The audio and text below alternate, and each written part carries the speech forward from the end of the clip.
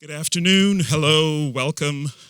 Thanks for coming, everyone. My name's Cameron Bailey, and we're here for a look back at last night.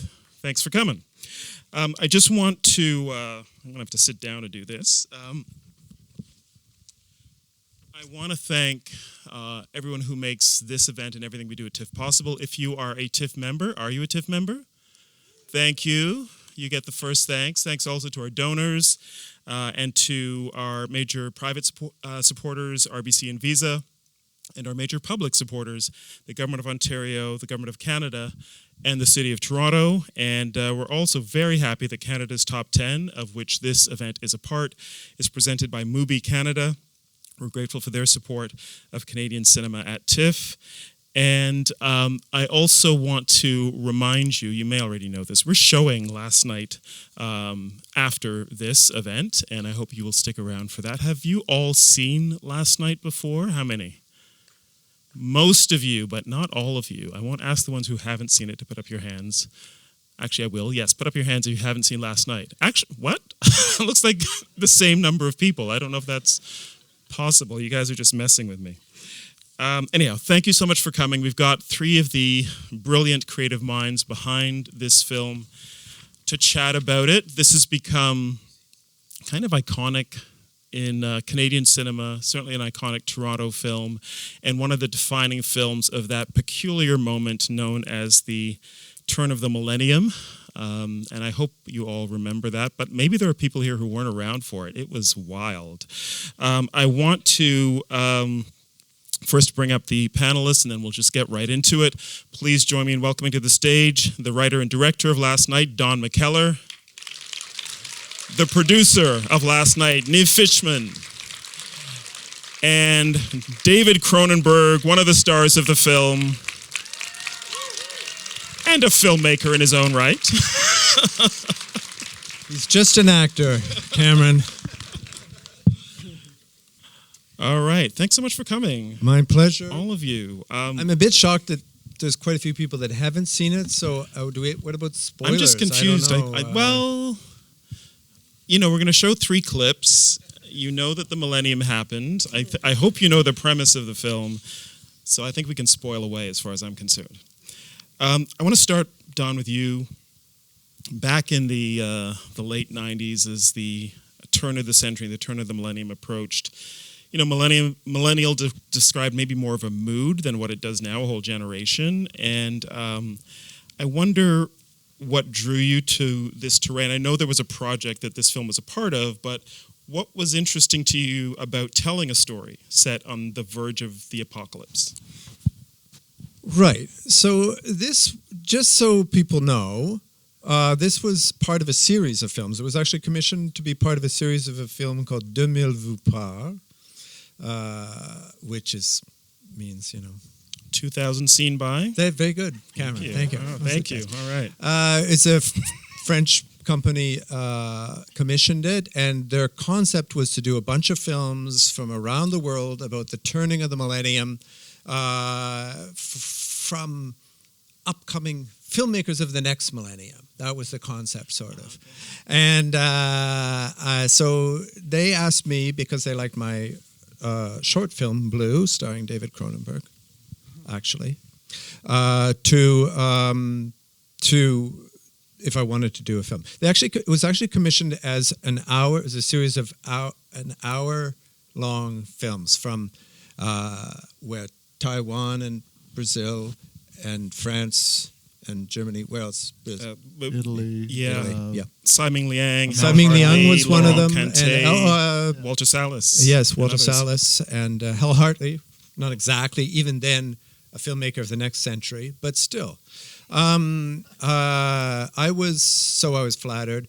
And I thought they were asking to do a film about your feelings about the millennial feelings about the sort of dread and uncertainty about the turning of the millennium. It turns out they were literally meaning do it about. After I handed in the script, they said, no, it has to be taking place. Said, this is all wrong. Yeah, Is it? This is yeah. You can correct this it. This is all wrong. You can correct it. He misunderstood everything. But then you'd already written the script. I had misunderstood it. So yeah. I wrote a script, And then they said, no, it's actually supposed to be about midnight on December 31st, 1999. Yeah, exactly. And it has to... Oops. Yeah, so they literally meant the turning of the millennium, but I'd done a film about sort of the feeling of the turn of the millennium. And so I had to add midnight in, right? Because I had the indeterminate time, I think, or some random time. I felt like everyone did that there was a turning of an era. There was sort of a feeling of anything could happen. It was like the Prince song. It was like maybe the end of an era, at least. Little did I know that the end of the world would become even more topical every year after that. But at the time, that sort of... Never gets old, does it? Never gets old. It's more and more topical. Now it's a perennial favorite, the film. It's like a Christmas movie, every time it's almost the end of the world, we play it.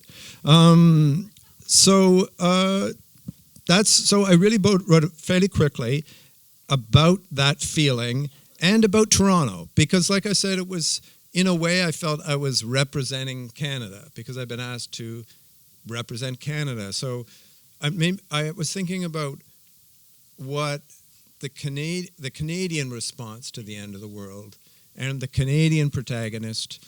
And can I just say, your movie came out around the same time as Michael Bay's Armageddon, yes. But in the Canadian version, the characters can't stop Armageddon. Yes. That is... Was that on the purpose? difference between the two countries. That's it. In a nutshell, that's it. No, you're right. It's funny. They came out concurrently, and so Roger Ebert's review was comparing the two films, and positively to our advantage, I must say. But yeah, my feeling was, if the world is going to end, there's not much we can do about it. In Canada... We don't have, perfect. It's like, if you are an astronaut who can stop the end of the world by flying and putting a bomb on the moon, then you should be doing that. But we're not going to be doing that. Right. So that's because we're lagging behind on our space project. Yeah, it's true. Ask who. He'll tell you. This was before that. But yeah, I felt the bigger question, the question that I always ask in those kind of movies is, what would you do if you knew the world was going to end? This seems a much bigger question. Mm-hmm. If you're the President of the United States, it seems clear. At least at the time, it seemed clear what a president should do. Now, we don't know what a president would do or should do, but then it seemed obvious that you should try and do everything you can to stop it. But if you couldn't stop it, it seems a much bigger question. Yeah. And how would that affect society? How would that affect personal relationships? And how would that affect our sense of ourselves and our country? Mm-hmm. Niamh, at what point did you come onto this project, and what was your kind of millennial feeling about this particular story at the time? I think I came on fairly soon, and the idea was that we thought, because each of the countries was meant to participate also financially, and the idea was that each of the countries we could help support the one film in return for getting all the other films. But as you know, in Canada, that's really a hard sell. Like, to go to CBC and you're going to get a film from Taiwan and another film from Spain, and they weren't buying that. So really, the only way to do it, and also because at the time, Don and I just finished, a few years before, working on 32 short films about Glenn Gould and developing The Red Violin with Francois, and so it was time for Don to make his feature film debut as well, and so it just was very clear. I don't think it was never even Don who suggested it. It was like, come on, man, we got to do this as a feature, which was another problem, of course. It turned out to be a big problem with the French bureaucracy, actually. Yeah, because you'd it think got they would commissioned. Welcome my enthusiasm. It's like, well, we're going to take the money and actually make it into a feature, and they're like, you can't do that. Yeah, because it got commissions. It got stuck in the bureaucracy at Arte because it got commissioned from the TV side, And then we not only made a film, but then the film got invited to Cannes, which was a nightmare for them because it was like the TV department at Arte that got invited to Cannes, and there was a big friction about it. So you can only imagine, yeah.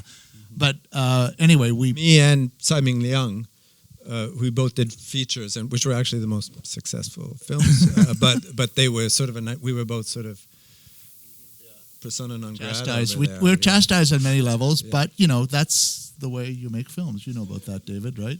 You get chastised. Got to break some rules. And then you sit, 25 years later, and you celebrate it like we're doing tonight. So it's fantastic. All right, let's look at a clip from the film. This is near the beginning, and it's where we begin to see how different people are responding to 6 hours left for the planet. And the character that you play, Don, is going to visit his family, and his mom has decided that they should have one last Christmas. Let's look at that clip from last night. So, Don. Cameron, I think before Don answers your question, Don should stand up. I was about to do just that. Don, could you please stand up? Yes, this is the suit I wore in the film. And you do look so handsome in it. As she says, I look pretty handsome, so it's a little big for me now. Stop bragging. I wondered why you were looking so stylish. That's today. what it is. Yeah. It's a little for your sake. I wore the suit. Yeah. Your question. Yes. Yes. Or were you going to talk about the suit a little more? We can talk about the suit more, but maybe we can move on. It is amazing. I have things to say about the suit, but all right, just one thing. Should I say it quickly? Say a thing. Okay.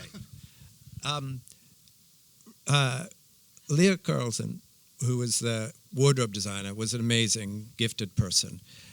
As you will see later on, we have she was. We have Geneviève Bujold in the film. She's amazing in the film. I'd seen her in David's film. Of course, I'd seen her in lots of films, but one of my favorite films of all times is Dead Ringer. You're wondering where this is going, how it's connected to this. So just relax, just take it easy. Okay. So I love Dead Ringers, and so I phoned up David and I said, "What do you think about casting Geneviève Bujold?" And he said, "She's great. She is a little complicated personality, and she's quite obsessed with wardrobe, and she, for instance, slept in the clothes. Do you remember saying, so she, she's a bit eccentric." Sorry, shooting Dead Ringers, she slept in the clothes that she was wearing? Yeah, her character's clothes. Yes. Okay. So that they would feel like they were really hers. Yeah. Okay. I mean, I'd forgotten about that, but as you mentioned it, yes. A number of people told me she was sometimes a little difficult. But I loved her, so I cast her anyway. She came, I said hi, and I said to Leah, our wardrobe mistress, I said, just be careful, she's a bit interested. Clothes are important to her, so handle it carefully. I leave it in your hands. So I walked away, and I got a phone call a little while later, and she said, "Dawn, she wants to dress like a nun." I said, "What do you mean?" She said, "All black robes, buttoned up with a collar," and I was like, that's really not what I had thought. And she said, I know. And he said, "That's a problem, Leah. See what you can do." The character is a sexy French teacher for those. Character is a sexy French. I said, it's really important that she has some sensuality, and I don't want to sound crude, but I think the nun direction is the wrong way to go. So the next morning, so that night I said, "Call me after," and she said, "I think it went okay." The next morning I met with Geneviève to talk about the part, and she said, "How did it go?" And she said, "She's great. I want to rename my character Mrs. Carlton." And I said, "You mean like Leah's name, except with one letter changed?" She said, "Yes. I love that woman. She's inspired my character, and this is for her." So I was like, I called Leah, and she was fantastically wonderful on the film. She was not difficult in any way after that point. So Leah, she is a god. She was amazing. I owed everything to her for that film. She picked this suit. Recently, she suffered a very bad car accident that has left her disabled. So I just wanted to wear this suit in remembrance of, just in honor of her contribution. Thank you, Don. Thank you.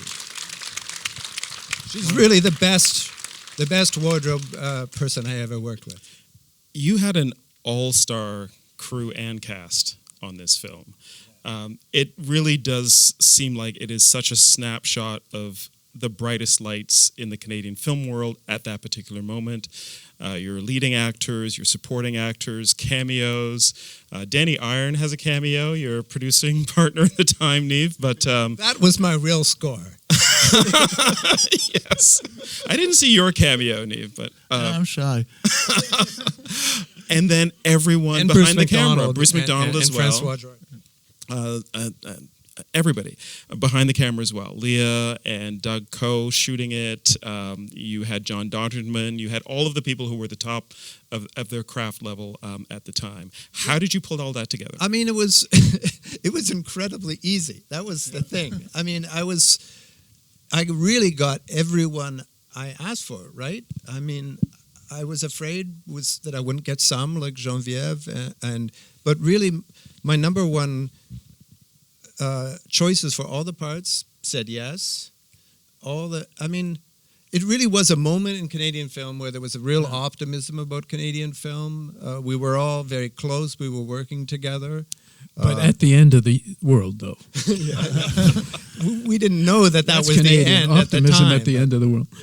We all get together for the end of the world. It was... You're right that it was really I felt the top of the field of the people that I asked, and they were sort of representing their craft. And so I think also, a lot of the people that you mentioned who are at the top of their craft also were starting to work, because when you get to the top of your craft as a craftsperson in this country, you work for the bigger productions that come. And that's really, really amazing and great, and you make money and you get to work on great things with great directors and the greatest cast in the world. But at the same time, the heart is in the productions that we made collectively on this stage, and our friends, Adam and Patricia and all those people, Peter McKellar. So at that time, that was kind of the height of the industry at that moment, and all of those people were at their peaks, but also wanted to come and work on a film that they felt had heart. I think that's what it was. It's hard to say, and I don't want to sound really like a nostalgic old man, although that's what this panel's about. But What? Wait. But I do feel like that there was a period of sort of national sense of identity in the film community, and people. It was partly because of our international recognition. There was sort of international recognition in the festival circuit at that time of a Canadian new wave, but also foreign filmmakers who would come would say, I don't understand why you're all so friendly to each other. We in France stab each other in the back any chance we get. And it was like, I don't know. It was like at the time it was sort of, if Guy Maddin is successful, we didn't see it as a threat. It's like fantastic, like that he's doing his own thing. It's completely idiosyncratic. It was a time where sort of these idiosyncratic personalities were actually celebrated. It was the sort of sense of Canadian cinema was really these sense of these disparate voices following in David Cronenberg's footsteps, who were creating this idiosyncratic film community. So I think that we didn't know it at the time that was all going to end tragically, but I think that there was a sense that people wanted to be a part of that. And so many filmmakers, David, of course, Yes. in the film, and Bruce McDonald in a cameo, and Yes. Sarah Pauli, and Reg She wasn't Harkema really a filmmaker at the time, then, but and yeah. Reg Harkema went on to make yes, films that's as well. right. That's right. Yeah, you're right. He was an editor on it. Yeah. I mean, I think I've thought because it was a film it was a series of films and it was representing Canadian film, something that sort of made sense to me to bring this film element in. Yeah. Okay, so David, we're going to see you as Duncan acting in the next clip. This is when your character and Tracy Wright's character Donna at the gas company are first introduced. Let's look at that clip from last night. Just a master class in acting. It was really typecasting. And I'm actually still basically there with Duncan. So much going on between the lines in that scene between you and Tracy. It's so great to see the late Tracy Wright on screen as well. Fantastic actor.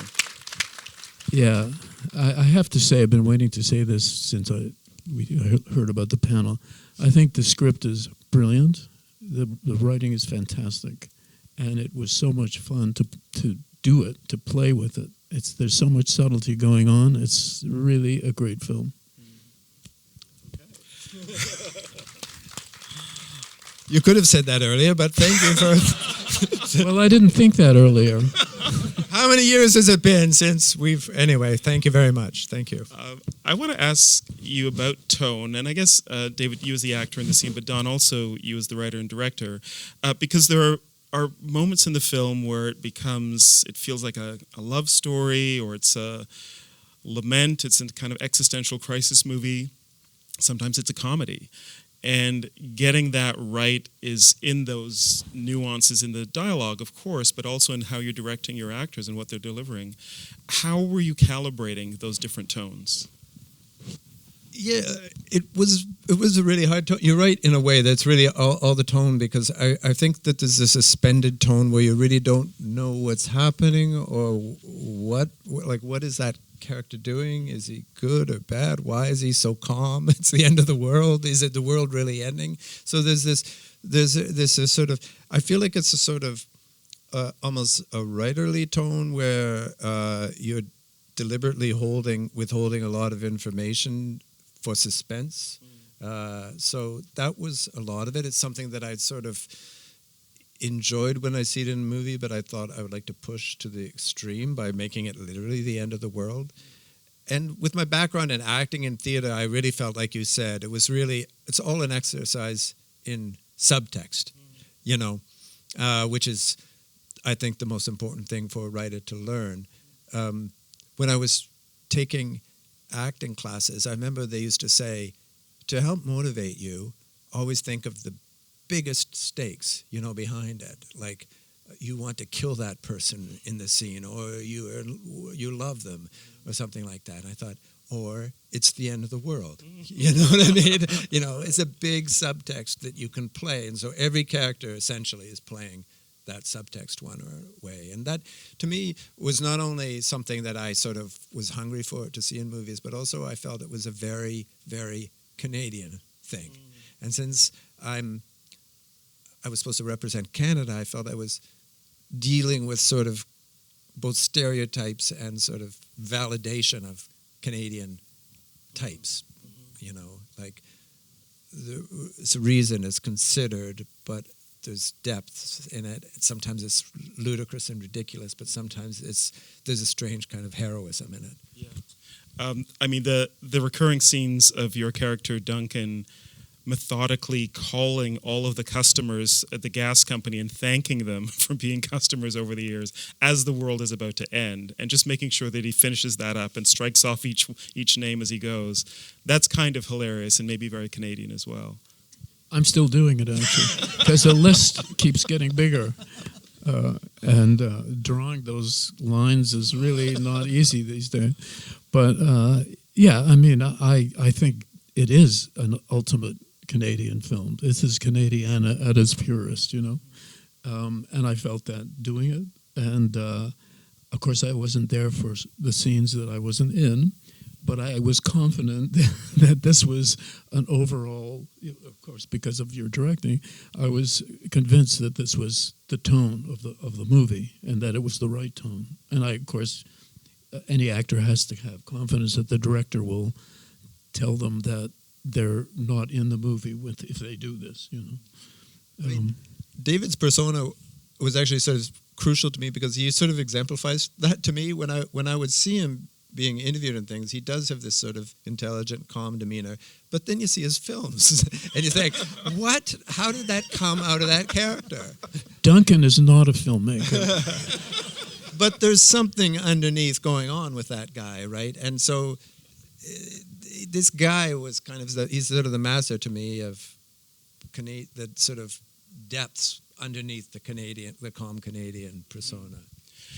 Duncan has a secret that is not readily revealed, and maybe we shouldn't reveal it here for those who haven't seen it, but I wonder if you can talk a little bit about how you wrote that character, his dialogue, and then also, David, how you're playing the character. We find out something later about him and his relation to others in the film. Another character. Yeah, I'm not going to say anymore. You're saying a very difficult task to talk about then. The film is, one of the things about the structure of the film is it's all about the interdependence of these characters, right? And it's all about really people coming together. They're all sort of these alienated characters as they first present themselves, but underneath is a sort of sense of community, and they do come together in a way. So it's really about these alienated characters coming together. Well, really dancing around this spoiler. Well done, though. But that's sort of what this character is about. Fortunately, I can't remember what the spoiler is, so I'm not going to reveal it. That's good. Let's just go to the next It's a big clip. reveal, but, in typical Don McKellar fashion, and David, is very subtle. So there you go. We do have one last clip, and it is also a Duncan clip, but this is a different kind of scene. Duncan is at home, and because things are getting wilder and wilder outside, these invaders come, and it becomes very dangerous for him. Let's look at that clip from last night. I love it.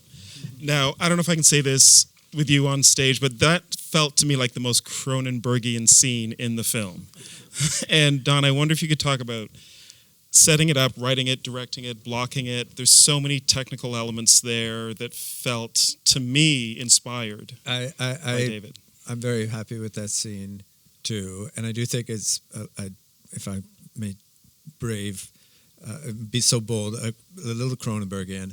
I really like the way it's performed and the way he sort of goes into darkness at the end, which Doug Coe, our DP, who ended up working with David, actually, I really like it. And it's true that even on the day, and in the following scene too, people came up to me and said, I can't believe you had David Cronenberg doing this scene that is so Cronenbergian, and it's like hilarious when I saw him anyway.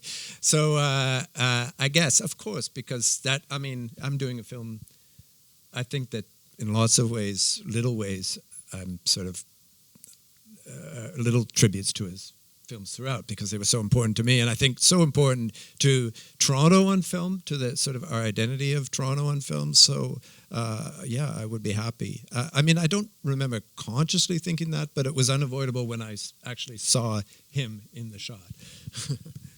I don't know if it's really Cronenbergian because I'm usually not that subtle.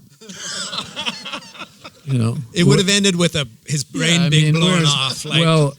Do we want to talk about the aftermath of the scene? We allowed to say that? I think that's spoiler we can get. Okay, yes. well, so I end up dead, and I end up on the floor with a lot of blood around my head. It's a very well-shot scene and everything. I do remember, though, that the effects guys put the blood on me, and I was positioned on the floor. Everything was perfect, and then it was, okay, lunch.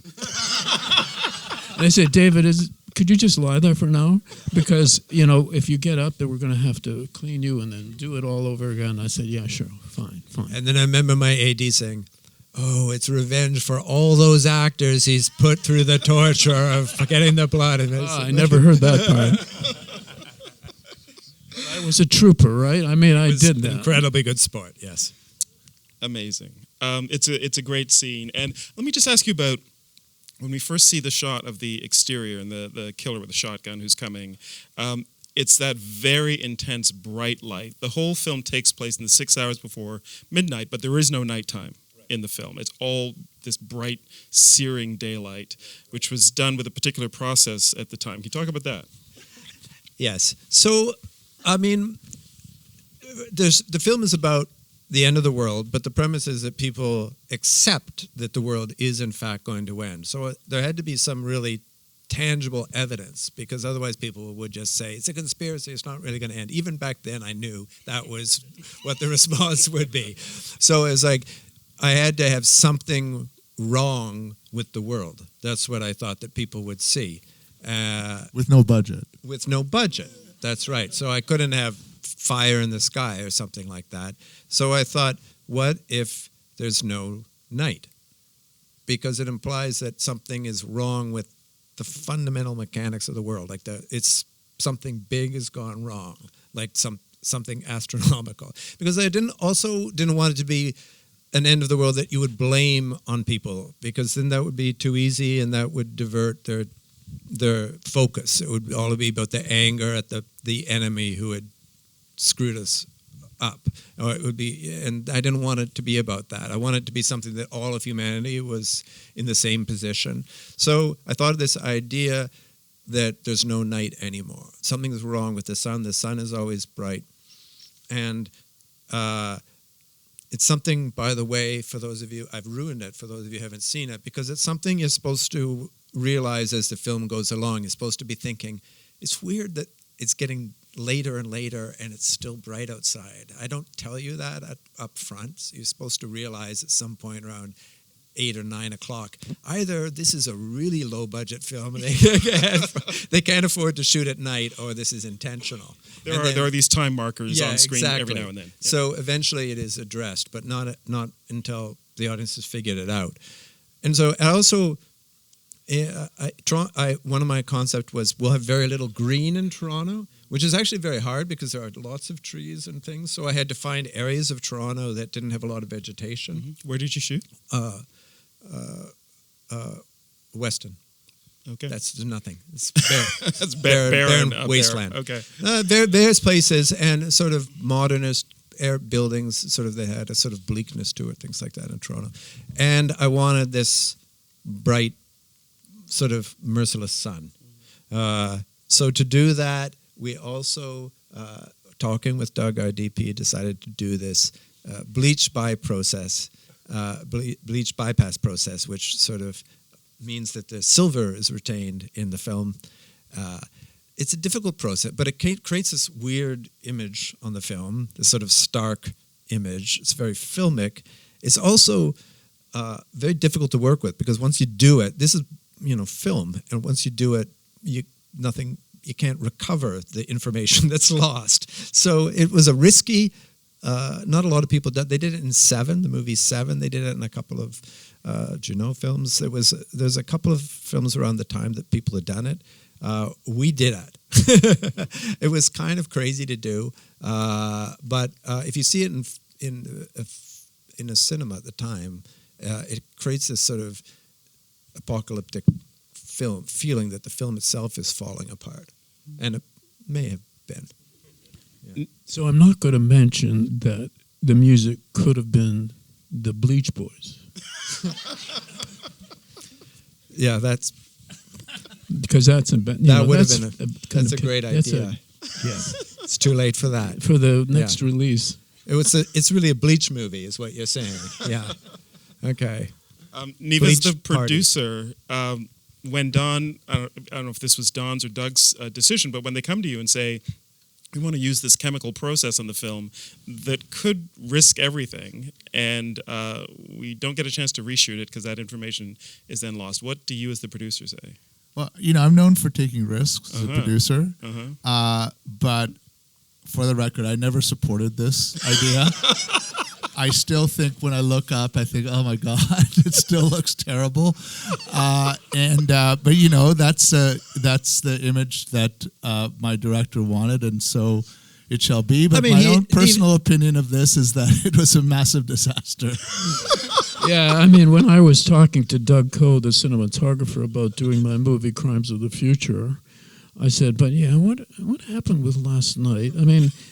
It's not. Is that the best? Is that your best?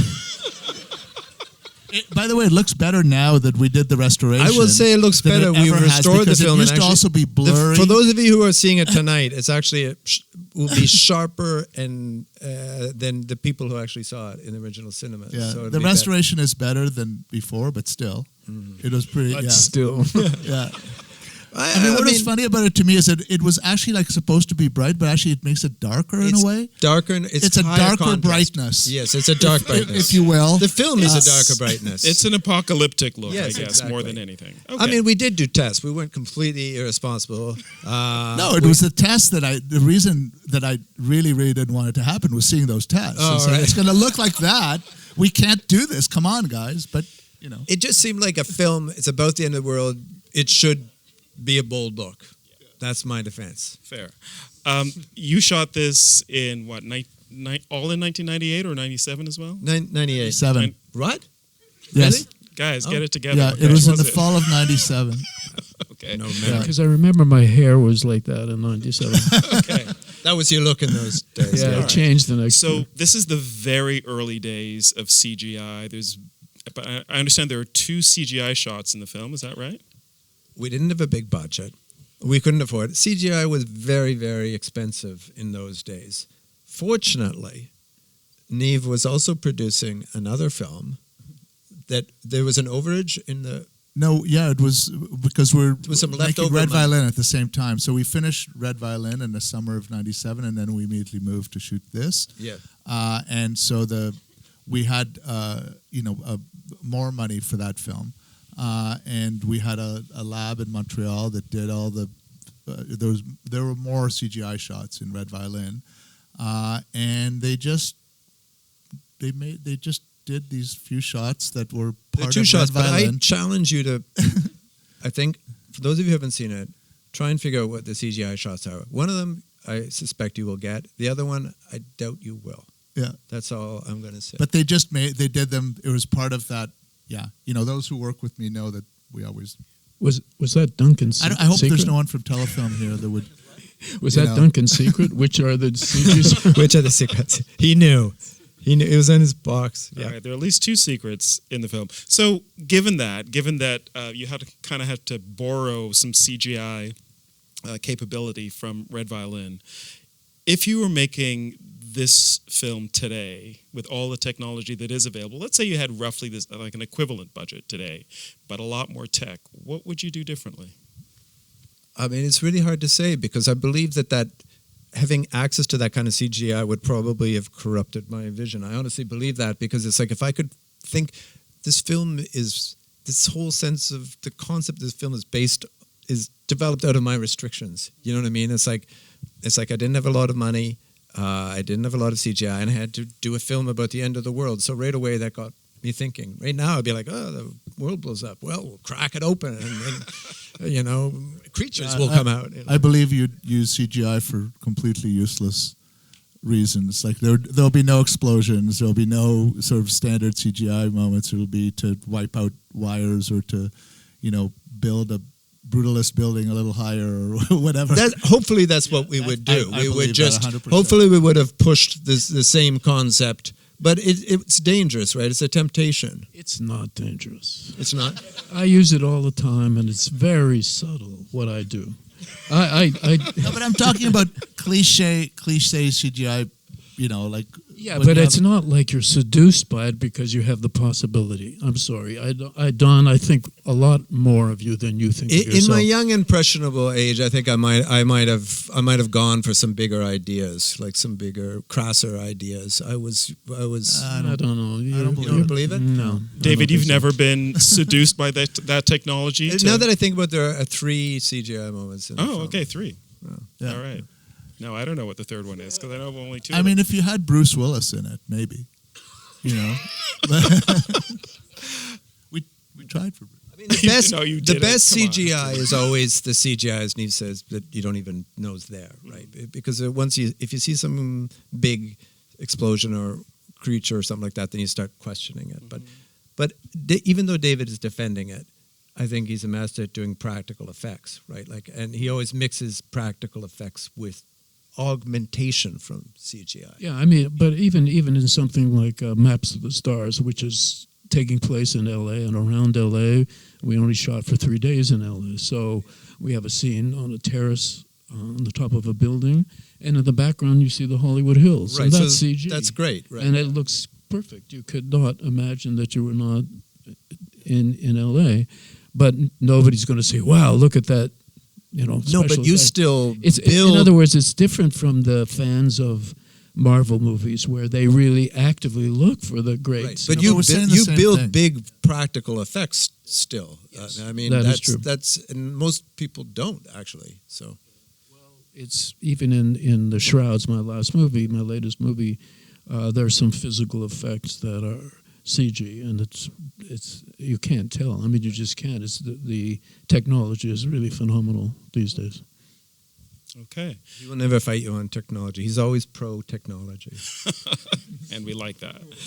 The film is about the end of the world for everyone, but ultimately it ends up being about our individual contemplation of the end for ourselves as well. And I wonder, all these years later, you're in a different stage of life. You have all of those years of experience. On And that you're much level, closer to death. I mean, you know, And certainly happen any minute, I right, mean, for any of us. It was different watching it for me a couple of days ago than it was okay. when it was made. Okay. Because I'm that much older. So you can say that sure, the end of the world. It's about the end of the world. Well, everybody will have that story. That's right. So we all have our own apocalypses. So, Don, do you look at your film differently now? I haven't looked at it for a while, so but there's a reason. I'm afraid. I mean, it is very personal. There's lots of personal things, and really, as you'll see in the film, even the characters, the lead character, my character, of the film can really only process the end of the world as being a personal end of the world. Like the end of his. He almost feels like he's responsible, and I really feel that's the way. Contemplating death and our own personal experience with death is really the only way we can comprehend that kind of experience. And yes, I've had more experience with death since then. But I mean, I think that the central idea of that in the face of death, this human connection is more important than ever, and maybe can provide some sort of suspension. I feel that central idea still holds. It's weird. There is a certain optimism in this film. I hope I would still have it, even though it's about the end of the world. And I think I would, because I feel like almost the more you face death, the more courage you have, the more sense of... there is something almost empowering about the experience. I mean, I feel like it's an intro to David's film, The Shrouds, which is playing here at the festival, which is, another contemplation on some of these same themes. But I mean, I do feel that facing it head on in a way can give you some hope or at least a sense of perseverance and perspective. Wouldn't you say? I mean, I would say I agree. And I mean, I think this is a really beautiful film. Just because it does what you're talking about. Don, your character, Patrick, begins the film by insisting on facing the end of the world and his own demise alone. And then he meets Sandra Oh's character. We haven't talked about Sandra, so I want to hear about that part of the story as well. He meets her. They have some kind of connection, but he's still wanting to die alone, to meet the end of the world alone. And I guess I wonder, about that trajectory, how that character comes to that change and begins to connect with somebody else, and then also how you look at that dynamic and that path now. I'm sorry, I looked at my phone. When you asked, and it's not because I was bored, but you remind me to read this email from Sandra. It says, "Greetings, everyone. I'm absolutely gutted not to be with you this evening for the screening of last night." Well, this is for the screening, really. Do go on, Don. Thank you, Don. I remember accosting you in the street. It was Brunswick and Harvard in the late 90s. I was suggesting or demanding that you write something for us to do together. thank you and Neve for giving me this opportunity, and thanks to TIFF for supporting us. So I just wanted, Oh, that's great. say. Yeah, I mean, it is really a love story, and I don't know that I was really thinking of it that way. If you think of it sort of structurally, it's almost like this crazy rom-com buried beneath the end of the world, the way they sort of meet cute on the street and they end up together. I mean, it's not the way I thought at the time. I remember when it premiered in Cannes, an interview came up to me and said, "Why did you write this interracial love story?" And it's like, what? That's not what I thought I did, but I mean, I guess it is. But it is, yeah. I mean, it really is about. I feel like that this idea of being by yourself and dying alone is kind of romantic in the German sense. This sense of being it's a sort of kind of young man's sort of sense of, it's sort of self-glorifying, self-pitying, and he has to be brought out of his shell by this character who has deeper needs and more immediate human connections. So, I mean, I think that's sort of what the film is about. And whether I thought about it, I didn't think of it maybe consciously, but I do feel that was the structuring element, through line of the film that I was putting together. Sandra at this point would have done Double Happiness. She did Helen Lee's short film Prey, some other things in Canada, a great TV. Diary of Evelyn Lau. Yeah, that's right. But was this the first big film that went internationally, like would open This a can made her for career. I mean, that's pretty She didn't obvious. say that in the It is email, pretty but obvious. I guess it's true. I mean, I didn't read that part of her. Yeah, she goes on to explain how that made her career. Yeah, no, I do. I mean, I do think in a way, right? I mean, I don't want to brag, but I do feel that was the first international exposure she had in a way. Wouldn't you say, Neve? Is that going too far? And and it was rare in those days for the character. She did not play an Asian character. She played Sandra. She could have been cast in any ethnicity. Like in the other short films, that she played a Chinese character in Double Happy. So this was, I think that's why in France they had such a strong reaction to that by multiracial. Which, I naively, in a very Toronto way, hadn't even really considered that was a factor. And the character's name is Sandra, by the way. Yeah. Oh, right. Yes. Okay. The character's name is Sandra. Yeah. And Go ahead, so go ahead. it was kind of, I think, etched in your head. Yeah. Because we didn't speak about I didn't Sandra. write it with her in mind, but I did write the name Sandra in You this did, script. So, and yeah, it was kind of strange because we never spoke about Sandra Oh until casting time came, but the character's name was always Sandra. Yeah. David. It never occurred to me that it was anything unusual either. It also felt very Toronto and still does. So we're going to go to you and your questions in one moment. But the last thing I want to ask is if you could take us back to the world premiere of the film at the Cannes Film Festival, Director's Fortnight, as I recall. This is your first feature that you were taking to Cannes, and this film that kind of represents the Canadian film and the Toronto film scene. And are you all there? Did you all go together to the? And what was that all like? Not David.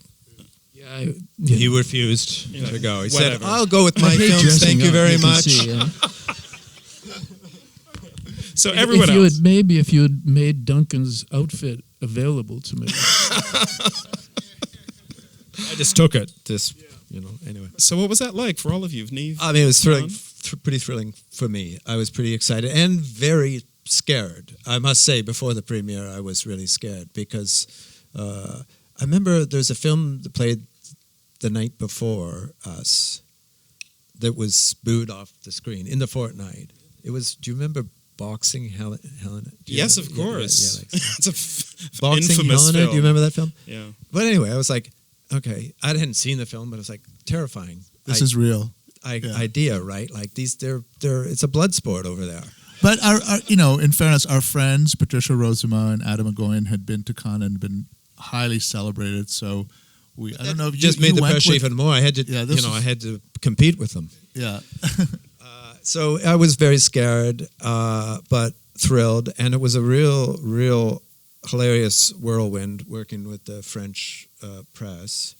But it played really, really well. Played well. It was I thrilling. mean, Even with the Arte controversy. yeah. And then you brought it back to And our I remember at festival the and end, won a bunch of one of awards. this buyer who ended up being our British buyer came up to me and said, "I love the film. I hope you know you will never, if in your career, even if it's very long, do an ending as strong as that." That was his curse that he gave on my head. It turns out he was right. He was right. He was right. And he's to blame. Yeah. Thank you. Yeah. I guess that's a compliment. He did buy the film, but Yeah, he did. Amazing. Well, it's an amazing ending, and you'll all see it in a little while. But now it's time for any. may I say, Yes. that was a great screening in Cannes. But the screening in Toronto at the Toronto Film Festival, or was it the International Elgin. Toronto? What was it called then? It was the Toronto International Toronto Film Festival at International that Film point, yes. Festival. Was extremely emotional and great experience too. Like it was just coming home and doing that with all the cast and crew, and it was really wonderful event. I really felt really embraced, and I think everyone did, right? Yeah. Wouldn't you say, Neve? Yeah. It was so. great. At the Elgin, it was like, Yeah. and everyone responded Yeah. to everything. It was amazing. Yeah. So. Beautiful. The French don't respond that much. So that's they really they sit there stunned, but it was good there, but it was just so because I wasn't as scared in Toronto. I just wanted to show it to people, and it was just a thrilling experience. And no curses this time. No curses. No. Excellent. Good. Okay. Somebody puts their hand up right away. Please go ahead.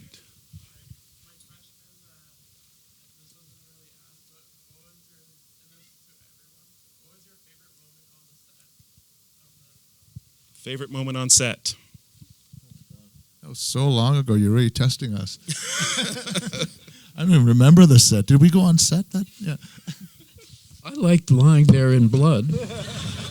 That was an obvious answer. We all saw that coming. Yes. That was one of my favorites too, seeing him lying in blood. What do you think, Neve? We can move on. I guess It'll come to you. I guess the moment of in the car with our friends François Girard, Bruce McDonald, and Danny Iron coming in as dressed in drag as they were, and it was really funny, and because it was such a personal moment for all of us. And then François, who was driving, nearly crashed the car 3 times because he's the classic French Canadian driver. He goes, "No, I will drive. I will drive." So yeah. I mean, to me, I guess I have to say that it was really, at the end, these sort of emotional... I had this one particular emotional scene. I don't want to get too specific with Sandra. And she was just so supportive. And I was worried about it because I was director. And I really felt... an actor. And I really felt sort of schizophrenic, like I was outside of my body. I was connecting with her, and she was so giving. And I felt that somehow I was seeing it as a director. I thought, I can actually do that. I can sort of see it as a director and an actor, split personality at the same time, and it's all because of this sort of generous partner that is giving so much to me. So that was a very satisfying moment because I was really worried about the scene. It was sort of a difficult scene, and she was just so there for me that it was a really great memory. Thank you. Who's next? Let's go here. So, given that this is a film about the end of the world, per se, this is a topic that has been explored a lot in other films, more in terms of a modern perspective on it. It would be Don't Look Up or Leave the World Behind. And you say that there's a sort of optimism behind confronting death and that perseverance, while those films are a lot more cynical in their outlook in regards to humanity and all that. What is your perspective in that shift that happened in terms of the generation, in the turn of the generation, with people being a lot more cynical about the end of the world? It's hard for me to comment about these films that blatantly ripped off mine. I think you just did, Don. And I'm talking about Lars von Trier's film 2, Melancholia, who I visited on this set, and he ripped me off. Anyway, I do think there's a little bit of truth to what I just said, to be honest. I feel like there is a satirical element in this film, but I think it's at the sake of humanity, but for the sake of humanity. But right now, but it's really, really, it would be really, really hard not to be cynical now. Like, I feel like it's funny, like the idea of the ending of the world is just sort of a commonplace now, right? Like, people just accept that we're dying. It's not even at the time it was sort of a fantasy film idea, but now that is what's happening. So I don't know, for people growing up now with that in their heads and that hearing that from their parents and at school, I just don't know how that will affect this generation or how they will think about it. I remember when I was a kid, there was some discussion in school, like, how do you think the world is going to end? Will it be overpopulation or pollution or nuclear war? But now it's like the world is ending. What's the best way that we can pool our resources and stall it for a couple of minutes?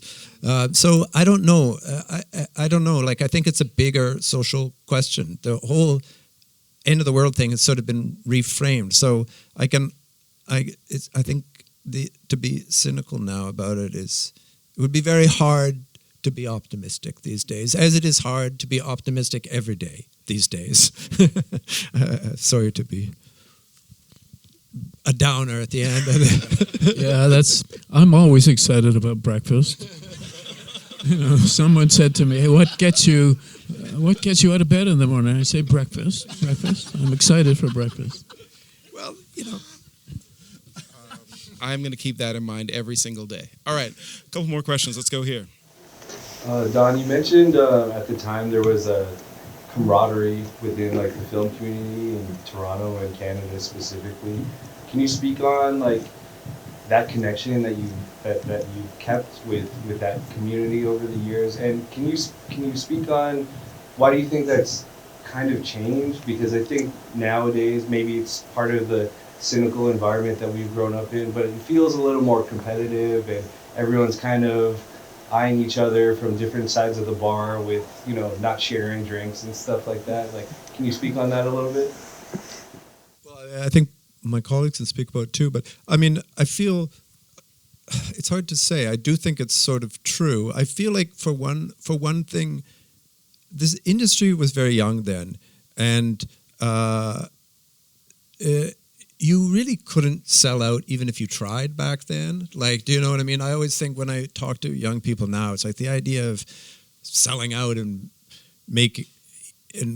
getting a job in the industry was sort of ridiculous. The filmmakers I knew working in Toronto were David Cronenberg.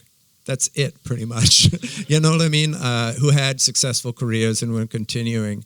And there was that one model, but there was no real sense, I can get a job in TV and I better play my cards right. So I think that really affects it. So when people had success, when Adam had success and Patricia and everyone around then, Deepa. There was Deepa, Clement. There was a whole wave at that time that was brand new. We were all pretty happy with each person's success. And they were all different from one another, but there were common themes and common things we were exploring because we were friends. So I think that's part of it. It was also just smaller industry.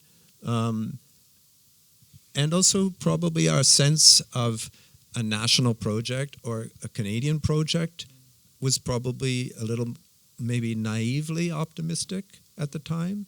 I think that was part of it. That's maybe changed. I don't know. What do you two think? I made my first two professional films in Montreal. So, and I had some relationship with the French Canadian filmmakers there who were far in advance of what we were doing in English Canada. For when I started too, for sure. Aside from yourself, definitely it was happening in Quebec. Yeah, which made it easier in a way. It absolutely did, and I didn't feel animosity there at all. I felt I went to parties, gatherings, and they were all the French Canadian directors and actresses were all there, and and I worked with the technicians in Quebec. So even there, it was still very collegial and very friendly and supportive. I mean, I did not feel that there was the kind of jealousy that you're talking about. Maybe being collegial is a choice. Like maybe it's still possible now.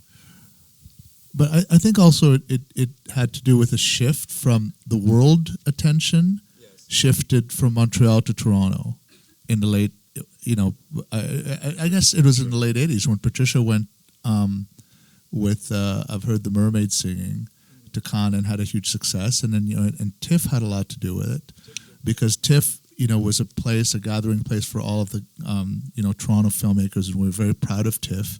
And there was a big competition between TIFF and the World Film Festival in Montreal, which comic TIFF, to think now TIFF won handily. So there was kind of I think a civic pride that because David is shot films in Montreal, and of course we all looked up to David, who's half a generation ahead of us, and that's a nice way of putting it. I didn't say anything about Joe Biden. Yeah, my joke always was that in speeches that I've had to make lately was to say that, remember, I'm exactly the same age as Joe Biden. So if I'm confused and I don't remember things, you know why. No, but I think that... Like Duncan's Secret, for example. I think that had a lot to do with it. It's kind of a Toronto pride, because there was kind of a period of like a decade there or 15 years where we were it, more than them, and that kind of, and, then Francois, of course, Arcand was always international, and then Francois Girard, we helped Francois Girard to come to the foreground, because he made all his films actually in, out of the English system, 32 short films and Red Violin and Silk, all his films, So I think that was part of it, is that we were kind of all together, and we were kind of contributing to this, it was called, the Canadian New Wave. It was like, it was like a movement, and we all were super proud of it, kind of all of us disciples of David, but stuck I think together. it's also a change in cinephilia and film appreciation, and those sort of national movements don't happen as much anymore, I've noticed. It just doesn't happen. It's more individual people pop up. And wouldn't you say that's true? Well, I mean, movements happen partly because people decide to call them a movement as well. Right. They need critics, for instance, Right. to do that. Well, maybe it's that critics have been disempowered in many ways. I think that's part of it. And they have to be supported by a certain number of films and a certain number of filmmakers Yeah. over very few years. And that's what happened out of Toronto, for sure. And it was really exciting. Yeah. We're going to have to wrap up, so maybe we can take one more quick question if anybody's going to... We'll go in the back here. Yes, so full disclosure, I watched the movie for the first time today. I've never seen it before. Where did you see it? I watched it today at work. Where? You don't want to say anymore. Is your work running a cinema? It's funny because we're just talking, sorry to cut your question, but we're just talking about how the film is actually right now not available anywhere. So...